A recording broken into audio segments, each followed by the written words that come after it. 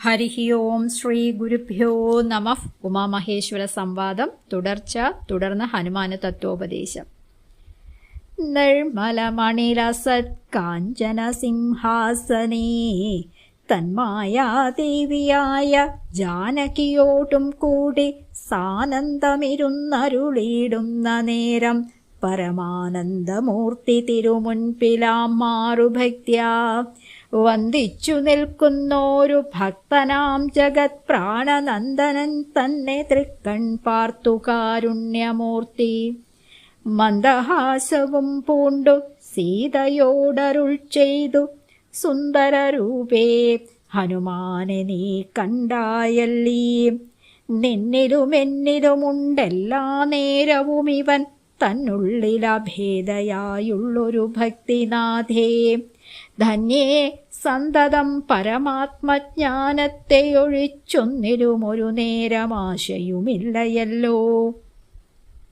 നിർമ്മലനാത്മജ്ഞാനത്തിന്നിവൻ പാത്രമത്രേ, നിർമ്മമൻ നിത്യബ്രഹ്മചാരികൾ മുൻപനല്ലോ. കൽമഷമിവനേതുമില്ലെന്നു ധരിച്ചാലും തന്മനോരഥത്തെ നീ നൽകണം മടിയാതെ. നമ്മുടെ തത്വമിവൻ അറിയിക്കണമിപ്പോൾ, ചിന്മയേ ജഗന്മയേ സന്മയേ മായാമയേ. ബ്രഹ്മോപദേശത്തിനു ദുർലഭം പാത്രമിവൻ, ബ്രഹ്മജ്ഞാനാർത്ഥികളിലുത്തമോത്തമനിടൂ. ഹനുമാന തത്വോപദേശം.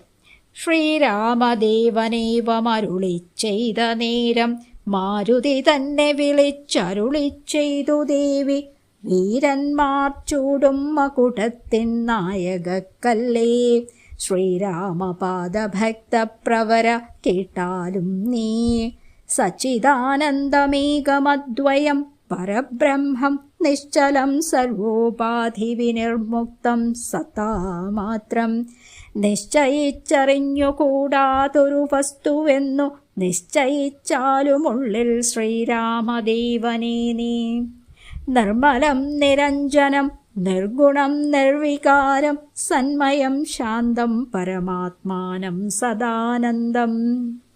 ജന്മനാശാദികളില്ലാതൊരു വസ്തു പരബ്രഹ്മമേ ശ്രീരാമനെന്നറിഞ്ഞുകൊണ്ടാലും നീ.